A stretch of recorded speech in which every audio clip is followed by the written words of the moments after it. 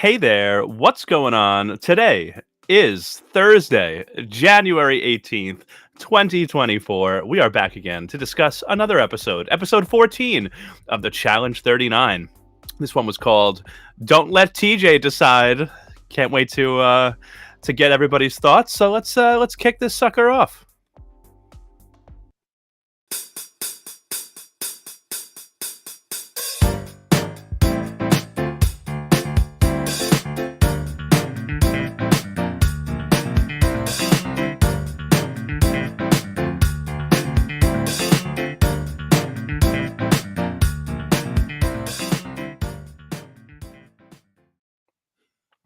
All right. My name is John W. Judea, of course, standing my queen, Mariah. I'm joined, as always, by my ride or dies, Mr. Kyle Petty Young, standing Kyland Young, who had another big episode, I would say. And, of course, Gina Morgino, standing Miss Olivia Kaiser, who hasn't had the best season, I would say, but has certainly been in the middle of a lot of things. She's doing her best. She's in the middle of a lot. There's a lot going on with her, it feels like. But I also wouldn't say that she's having a bad season, though. Like, as messy as she's been, she has not seen an elimination yet, right? She's fine. She's doing okay. Absolutely. I just was expecting more like wins from her, like daily challenge wins and stuff. Rebecca, big feelings. All right. Well, where do we begin this episode? I felt like this episode... Oh, okay. You know what? Let's start off this way. We finally had somebody leave. Thank somebody God, finally the went home. Have changed. Yeah. At this point, I didn't even care who it was. I was like, someone just go. Someone. Anybody. I know. I just also remember that I never actually did the, we're Strat Chat, your favorite reality TV podcast. So go find us on the socials at Strat Chat Pod. Like, comment, subscribe, leave us a nice review on Spotify and Apple Podcasts, all that stuff. Okay. Thank you. But so yes, we finally had somebody leave, and it was Asaf, which meant it was my first hit. And I could not be more elated to see the departure of Asaf.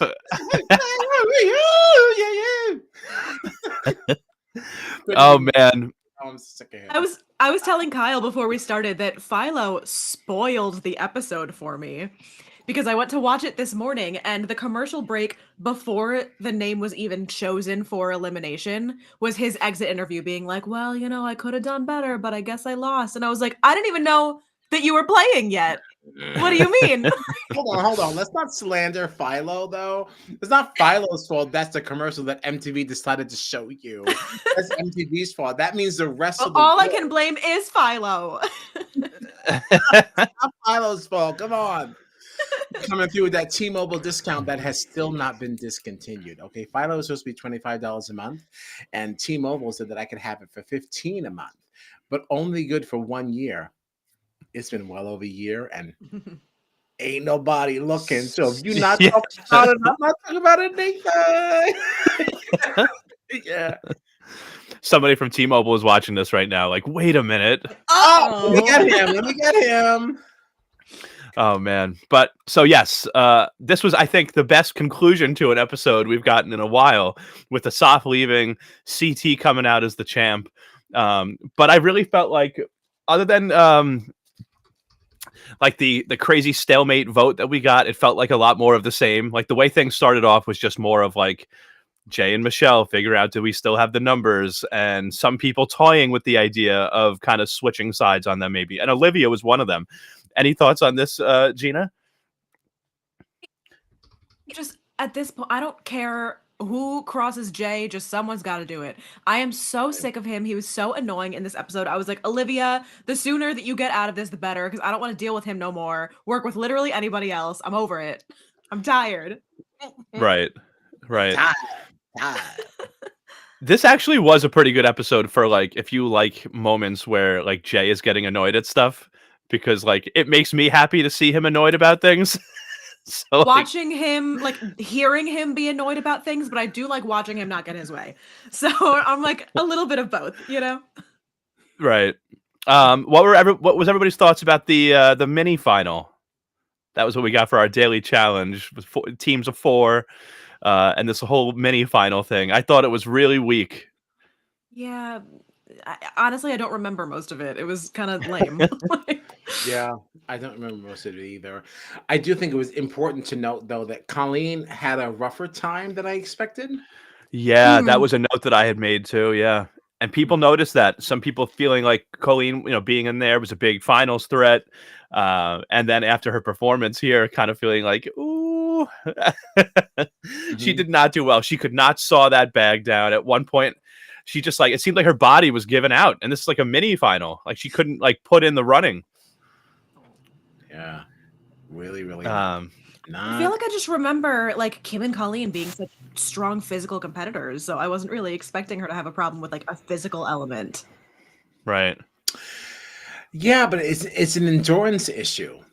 Colleen is strong coming out of the gate, but maybe she can't put up long term. And I feel like maybe that's kind of what this uncovered. Like being so physically unfit myself, I don't feel comfortable criticizing Oh, I would do anyone. no better. Right. It's a tricky conversation to have. I don't want to be rude. But yeah, she struggled on her own. Like she passed out almost at every checkpoint they got to. She had to lay down and take a breather. Right. And it's like, oof, oof, oof. And I was thinking, because Kim and Colleen, it felt like they were in there for a decent amount of time for Ride or Dies, right? Because I had forgotten that Olivia and Horacio had competed in a mini final together in that season. But I felt like Oh. I felt like Kim and Colleen were in there for a while too. But because I was thinking to myself, what other competition that Colleen has been in that maybe would have shown us that this is how she would have performed maybe in this, but I don't think they made it to that mini final. I don't remember. I can't remember if they were in it for a long time or they just were in so many back-to-back eliminations that it felt like we saw them a lot more than we did, because they were in multiple eliminations that season, but I can't remember the Yeah, I timeline. think they were gone before the mini final. Okay.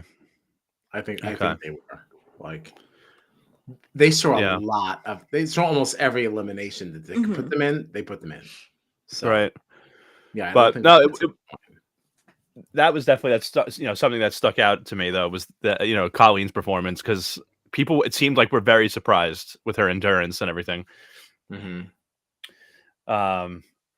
And what do you think about that? Do you think that actually might bode well for Colleen going forward? Because do you think that maybe takes a little bit of a spotlight off of her, knowing that people are not seeing her as a threat? So It could be, yeah.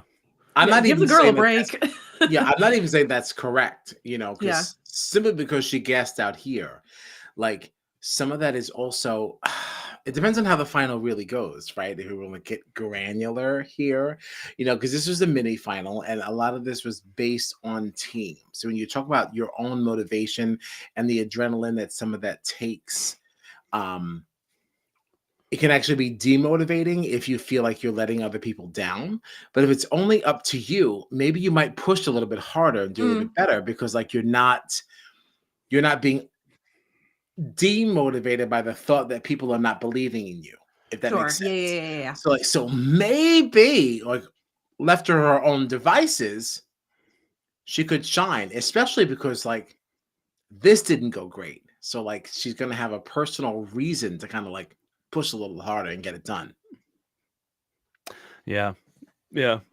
You think any of these? You think any of these players ever think to let me hold back a little bit in this mini final? I don't want to give away too much of what I'm capable of. You think anybody ever thinks about that? I mean, I wouldn't be surprised. I wouldn't be surprised either. It says it because Colleen did say it's time to bring out Moline. That I Right? loved Moline. I loved Right. Moline. I loved Moline. And maybe there's a more of a reason for that. Right. Maybe I'll be oh, I'm gonna act like I'm really gassed out right now. Right. Maybe she wasn't gassed out. Maybe she was totally fine. And she wants you to think that she was gassed out. So you stop targeting her because you're like, oh, wait, just like Nuri said, she's throwaway. Whatever. Yeah. Who cares? Right. She can make it. She's like, I've been in every freaking elimination I can be in. Please leave me alone, Right. please. Just leave me alone. Just leave me alone. Yeah, absolutely.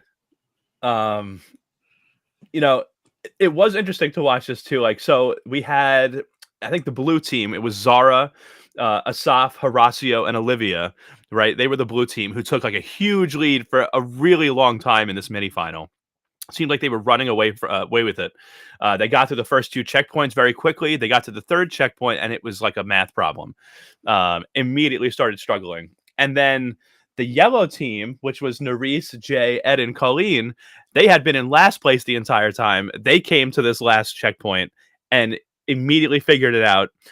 Instead of actually trying to do the math, they just kind of like came up with a trick like, we have to times it by 39, so we'll just start with 20, 21, 22, whatever. So they actually finished this math problem like a lot, very quickly. So they took the lead after being in last the whole time. Things started to flip here. But what really, honestly, the team that impressed me the most, obviously, was the team that won, the orange team, and specifically Kyland, to me, like stuck out in this because it seemed like he like really kind of took the lead for his team here a bit. And like I noticed, especially like every time that they would finish a checkpoint and then they'd come back with those heavy bags of the puzzle pieces and stuff and like put them at their station, Kylan would be telling everybody like, all right, catch your breath, drink some water. I'll unclip all the bags. Like it seemed like he was like taking the initiative to be like, all right, we're here. We're not all just going to stop though. You guys get your water. I'll keep going with the task. And then we can keep going to the next checkpoint from there. Like I felt like Kylan really was doing a great job in this. I think Kylan did a really fantastic job, but unfortunately, if we're gonna be honest and like be really fair, I gotta put a little bit of credit on Jay here, because like we weren't trying to figure out the actual math problem, right? We just said, what is a number higher than 20? Just keep adding 39 and just keep testing it. And that's really why that team got out of there in first place, right? It was that method. And I thought that was a very smart way of navigating through that. Like, listen, we're not going to count all these things. We're not going to be counting all these squares, all this stuff. We know it at least has to be this. We're just going to keep going forward. That's an awesome workaround that I think we might see in some of these more math-based final challenges, if you will.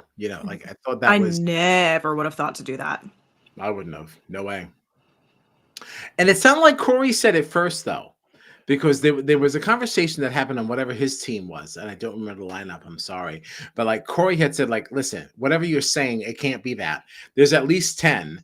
And 10 times 39 is 390. So like anything lower than 390, we're not even discussing it. Like it's definitely this. Yeah. And that I actually thought the beginning of that. I thought Ed came up with that strategy though, with the multiples of 39. I'm pretty sure that maybe. was I mean, thing. he's a numbers guy, so it wouldn't surprise me if he was the one to clock that. Rebecca, I'm always. Oh, go ahead. No, go ahead. No, I was just gonna say I'm always like shocked that Ed is so smart. Like he like has anything that I've ever seen him in presents himself as like this dumb guy that doesn't know what the hell is going on. But when it comes to math and it comes to numbers, he's like freaking a wizard up there. I'm like, how are you so good at this? I don't understand. Like I always forget how smart he is when it comes to like because he's an engineer. Right. Ed's no dummy. He presents himself so dumb though. Yeah, I don't know why we think he's dumb. But like, I mean, the circle might have kind of clouded my judgment a little bit because it's the circle's fault. Just another reason to not watch The Circle. Listen. Sorry, it's not my fault. As you proved a point ahead of time. I just said it. Exactly. Yeah, sorry about it. Except I'm not really that sorry. So Rebecca makes this comment here about how Kylan did great, but you can't tell me that production putting the Michelle puzzle wasn't intentional. They want Michelle in this final come hell or high water. It's an interesting observation. Yeah. And I don't want to take any of the steam out of it. Certainly possible, because I am getting the feeling that they very, very much want Michelle and Jay in the end, right? The edit is telling us that, like, absolutely, I believe it. But I will say that this is the puzzle that we do see in our competitive reality TV world internationally. We've seen this in Big Brother Canada with JC Lynn and remember Jay Themcott. They had to make that bakery thing and put the different Oh, things that go over the thing and like kind of have like 3-layer cake. Like we do definitely see this differently layered thing, like puzzle kind of thing, show up in other shows too. So Yeah. I don't know. I don't know. Um, Possible. But I was happy to see it, and I didn't think that it was slanted in that moment, because it is something that we do see, and it's kind of a challenge that I enjoy. I enjoy seeing it. Yeah, I do too. Yeah, But again, my favorite part of this puzzle was Jay thinking that his team got it correct and then didn't. right. I also appreciate Rebecca using moderately in caps. That's how that's how I think I like to communicate via text, because the way that I hear it is fine, fine, fine. I'll moderately drop it, right? That's I'm how I'm also reading it. I'm also a big fan of capitalizing for emphasis, Yeah, so I I love it. I love I it. support it. Yeah. Thank you, Rebecca. Absolutely. Oh man. But yeah, so Kyland and Michelle's team, they were the ones that won this thing. It's Kyland, Michelle, James, and Mariah. So that's the orange team. They win, and they decide to nominate Horacio. Um, Kylan didn't try to fight it much, but I feel like I wasn't surprised that he didn't try to Yeah. fight it much. Um, I know that I feel like he's definitely one of the more outspoken people when these nominations happen, like immediately after a daily challenge. Like I think last week he was making a comment after it was the same team with Corey on it that they nominated Horacio, and he was talking about a scared move. Did you expect any more pushback from Kyland on this, or were you not surprised with the way he reacted? I just feel like Horacio was the most predictable outcome. So at that point, it's like you're just gonna do it anyway. So whatever, Right. He was the most predictable outcome, and I actually thought that Colin's decision in this moment was smart. Because at the end of the day, there's no version of this that ends with Horacio not being nominated, right? Whether you nominate him now or you nominate him as a group, where do you think you have the better shot of that not happening? Because either way, it was going to happen, right? Like if you have the group nomination, he's going in. If you fight there, he was going to go. So let this one go. Let it go. You have a better shot at the group noms to get somebody else in. Mm-hmm. You can rally a Yeah. little bit more, just additional troops there. Yeah. No, I actually thought it was a good move for him. Yeah, no, I mean, there's no point in Feel fighting like it. watching it. Like it felt tough. It's like, "Ugh, Right. what are you doing? You're not trying. And it's like, but Right. when you No, there was I wouldn't really have expected him to. right, Yeah, no, there it was was an interesting battle. Yeah, there was no point in fighting it. It was just funny because I feel like he's been the one to speak out on other votes, even when like it was inevitable that the vote would come out a certain way. So it was just funny to see that this time he had nothing to say. But it made sense because honestly, like the fact that Kyland won and was safe, James won and was safe, and now Horacio has been nominated. This really did set up the most chaotic, like post daily challenge scenario for us because it meant that somebody else had to be voted in, but it was going to have to come from Jay and Michelle's alliance. So like they were going to have to kind of show like, all right, where are the real cracks? Who's really at the bottom here? And of course, the first two names that came out, the ones that were coming up the most were Ed and Emmanuel. For me, especially for Ed, like I'm curious to see where he would go after this. Because so we had the nomination ceremony, they came to a 6-6 tied vote. And then they decided to vote again, and it was still a stalemate, 5-5-1-1. The only people that changed their votes were Corey, he voted for himself, and Ed, instead of voting for Emmanuel, voted for Jay. And because Ed realized I don't want Emmanuel to go in, so I'm just going to burn my vote so that we're still tied. So now we have another stalemate. What did you think of all this voting, the stalemates, and like just the implications for Ed's game here too? I think like is this a little bit of a shot at Jay and Michelle? Like I'm not going to give you what you want here.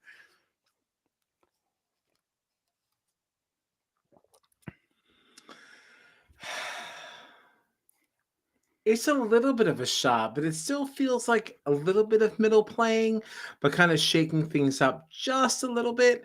Because I'm not completely going against what you're saying. Because Corey is really the one that started that, right? I'm saying I'm not going to go over the same thing all over again. I'm going to vote for myself, which I also thought was a little risky, because Corey has had a rough history, in this game, right? It's like little bit tricky. I don't know. I don't know if the slight was totally on them. Um, Well, it was just interesting because all Ed had to do was vote Emmanuel, and then it would have been a clean 6 votes for Emmanuel. He goes straight to elimination. So to say, I'm not going to give you Emmanuel, I'm going to keep this a stalemate, and I'm going to put my burn vote on you.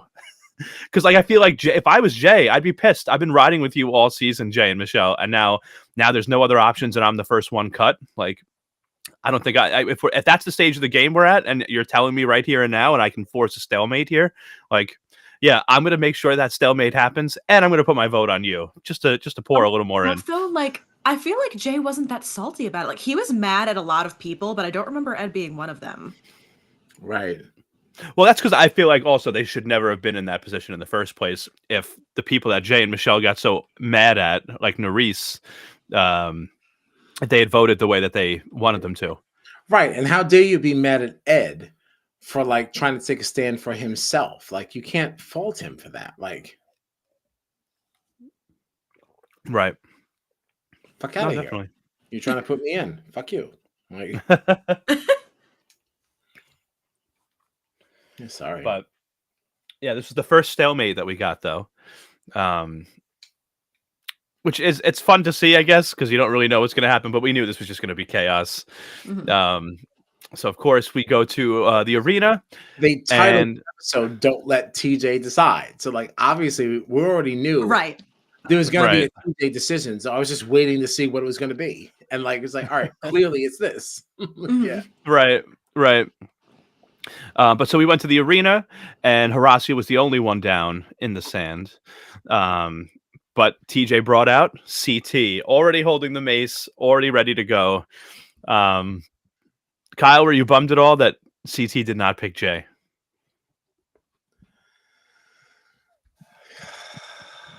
I was bummed, actually. I saw that being the most likely selection, but I wasn't upset with how it went.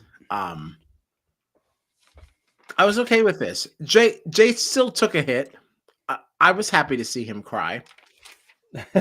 Fine with Jay not getting selected because I get so annoyed with stuff like this because the edit has been telling us for like 3 episodes, like, oh, well, if it's CT, Jay and CT, blah, blah, blah, blah, blah. And especially in these little confessionals, those all happen retroactively. It's not like Big Brother where as things are happening, they're doing these confessionals. They're all in the same outfits all season long. Like, those confessionals happen well after the fact. And we've been hearing in confessionals for like 3 episodes, people getting freaked out about the idea of like CT picking Jay. Why were you giving us all of that for then the moment to come? He's like, I got no problem with you. It's like, why do I have to sit here and listen to what I thought was so obviously going to happen for 3 episodes? Yeah. Sucks. And I think the other side to that too is that like CT, like he did beat you once before. Like, we don't necessarily want to be returning as a mercenary walking into a losing battle. So like, Mhm. if I were CT, it's also like, ugh, do I really want to go against you again? Like, I don't want to be I the would one. not have had a problem with it at all had the edit not been the edit. Right. You suggested to me all along that this is the showdown that we were going to see. We've even discussed it here on the pod. So it's like, damn, Yeah. that's not what we get. But it still was a blow to Jay's game. And again, seeing the man cry made me very happy. Like, I felt very satisfied. This is, when when CT chose Asaf, and there was a point where Nerys was trying to go over to Jay to be like, "Hey, Oh I'm my so God. sorry," and he like pushed her away and was like, "That's still my brother. Don't touch me. Don't talk to me." It's like, oh He's such my a god, baby. Like, shut up. he really is so annoying. so much. He really sucks. He sucks. Yeah, I got to tell you, Asaf leaving really is it's up there with Jay leaving. I mean, Jay would have been better, but Asaf leaving is still great. Um, but the game that they played was Mind Grind, which was each player down in the sand in the arena had this giant wheel they had to spin around. It was a 250-pound wheel. They had to spin it around in the circle all the way around to reveal this math equation that they then had to solve. And whoever finished the math equation, they were the winners. And of course, CT wins, which means the prize pot is down to $356,000. Asaf goes home. Rebecca says the next episode should be called Jay's Temper Tantrum because that's what is coming. I think you're right. I think you're right. I like it. Yeah. Absolutely what's coming, and I can't wait for it. I will be firmly seated. What do you think? You think we could see everybody just desert Jay and Michelle now? I could see Jay, part of that temper tantrum, going back at Olivia and Nerys now, being like, "This is your fault because of the way that you voted," and blah blah blah. And then maybe Ed being pissed that he was, the lowest, the lowest on the totem pole in their alliance. Like, I would love to see this start next week's episode. Just a total shift, everybody against Jay and Michelle. I love that. I don't know if we're there yet, though. It's possible. It's what I want. That's what I want. But I don't know. I feel like people are going to still kind of try to work with them. Because, again, we only lost one person. Like, what is Nerys thinking? I think Nerys is really pivotal to this entire thing because, like, she's the other part of the Fantastic Four, but I do feel like she's, if not the centerpiece, like one of the major centerpieces to that other faction. So if Nerys is not 100% on board, I don't know if they gain enough steam because I don't see Olivia as a line leader, you know? Yeah, no, and I think Nerys, though, at this point is so like disillusioned with Jay and Michelle that she's already drifting away. And I mean, we even saw Olivia in this episode being like, I don't know, maybe I should just go back to working with like Horacio and Nerys. And if they're both gone already, right? I think even if Nerys wasn't kind of like already on the outs, I think at this point, like in this episode, she and Jay had so many like altercations between each other that I think she's like, all right, like to hell with you then. Because it wasn't even just that moment in the elimination. They also had like, they went back and forth at each other. Was it during the deliberation? There was a moment where they were like yelling back and forth at each other. Wasn't that Jay? Yeah, I don't remember. I don't remember for sure. She was yelling at somebody. I don't remember. Jay. To be honest. Oof, yikes. I just remember, I think it was after the nomination. It was like Jay, Michelle, Olivia, Nerys in a room. Maybe someone else was there, but Michelle was talking about how they all, like Olivia and Nerys, just put their number one. Like Michelle collectively, like she included everybody. Like, you just put our number one. It's like, why is everybody's Jay's number one? Like Michelle was complaining about how them voting for Emmanuel or whatever over Ed was now putting Jay at risk, and that so they did a bad thing. And it's like they're playing their own game. Like they don't have to do like we're voting between Ed and Emmanuel. Why do we have to be concerned about what Jay's status is? Right. Like it doesn't make any sense. I had a problem with that too because I get so annoyed at like Michelle's whole I'm gonna act like the mom and like talk down to you thing that she's been doing. Like I feel like we get this every time that like someone votes a little bit differently than what she wants, and she's like, well, I'm very disappointed in you. Why would you make that decision? And it's like, shut up. Right. What do I care? I'm very disappointed in you. Yeah, everybody gets one-on-one and she's like, how dare you? And it's like, what? I don't care what's best for you. I'm not playing for you. Right. Yeah. Oh, that really annoyed me. And then Jay walking in the room being like, you just made it that much more likely that I'm going to be put into elimination. And I'm like, good. Maybe you should go down. Yeah. Bye. How about it? A shot at the soft is like a shot at me. And it's like, oh, God. Just the worst. He is just It's insufferable. My brother, it's my brother. Oh man. So what do we have to look forward to on the challenge 39? Nothing. Yeah. Well, it looks like we're gonna move into a new phase of the game.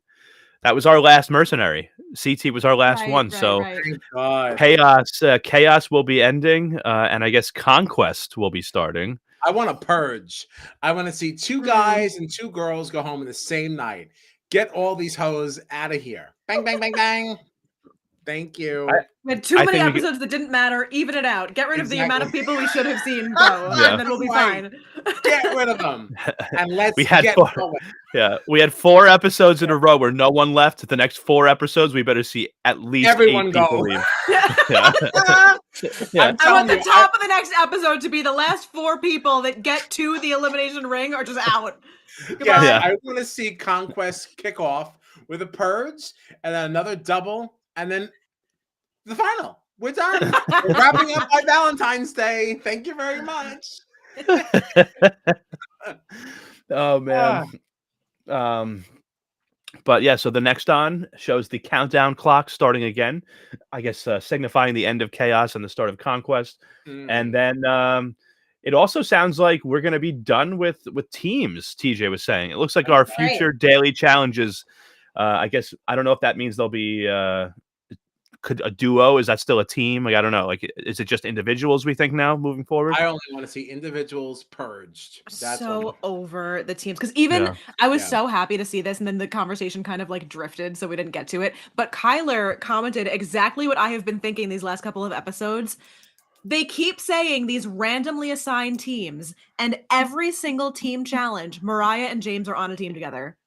Every single time. It's like, come on, like, don't insult my intelligence by pretending that these are randomized when they're not. And also, like, if you want them to play together, just make them play together. Like, why do we have to pretend that we're doing this whole like, oh, our we don't have to pretend at all. Just put them in. Just put them in. Just say, no, this is not random. We just want to start some shit. I would accept that. Right. I would accept it. Just don't try to pull the wool over my eyes. Trying to don't insult my intelligence. I see what you're doing. Exactly. And just go straight to Spain and move on. Absolutely. Oh my goodness. Rebecca wants to know what we think about Raven. And that the edit is loving her. I will say I'm liking Raven a little bit more as we go on. We've been turned around. She's proven herself a little bit. I'm not like, I still don't think that her win against Laura was valid, you know, because that was one that I do believe that the crowd interference actually was interference. We're just talking about peg colors. We're not talking about a math equation or anything like that. Like you can see that the crowd did not help Asaf in that challenge. They did the best they could trying to explain to him what a prime number was, all this different stuff. It didn't matter. He still lost. Raven's elimination against her, I do feel like they helped because they could see things in a different point of view than she could see. I do think that it helped that they were not on top of it like she was. I think that kind of made it a little bit more overwhelming. But I am impressed with how she's been handling herself socially, right? Like she's not in those conversations anymore. Everyone understands that if Colleen is saved, that it needs to be Raven. And that's because she's seated a little bit lower because she's only played the challenge once. But otherwise, people aren't. She's truly being viewed as that person who I'm only targeting if there's nobody else. Sure. Which is a little bit better than I think that what Colleen's doing. So I do think that Raven, despite my, opposition to her, I'm not exactly drawn to her, but like, I don't think she's playing a bad game necessarily anymore. Oh, I don't think so either. Yeah. Yeah. So I agree. All right. So there you go, Raven. That's so Raven. Oh, God. Don't put her on that plane. That's actually disrespectful. The lady Simone. The lady Simone. When is Raven Simone going to be on one of these shows? When is Raven Simone going to be on the Traders? What a ridiculous question. She's not. She has no interest in this. She's going to just eat some peanut butter and jelly and french fries and go mind her business. Peanut butter and jelly and French fries. Well, I think that's all I've got for this episode of the challenge. You guys got anything else? No, I'm satisfied. All right. Well, that's it for the Traders 39, episode 14. Then, The what do we have coming up? Traders 39. The challenge. The challenge. See, that's how you know my brain is already on the Traders. I am. I'm done talking about the challenge. Something's got to change on this season to make it better. But yeah, so what do we? I had to actively remind myself to pay attention to this episode. I was like, no, I'm podcasting. I have to watch. No, you have to pay attention. You have to have something to talk about. Right. All right. So what do we have coming up tonight? 10:30 p.m. Eastern Time. We will be talking about The Traders US Season 2, Episode 4. Right? 10:30 p.m. tonight. Bump that up to 10:15. Yeah. I'm just throwing that out there. I mean, I do have an early train to catch. I was actually just checking. The episode is already up. Oh. Okay. It's already there. All right. So there's your Peacock hack.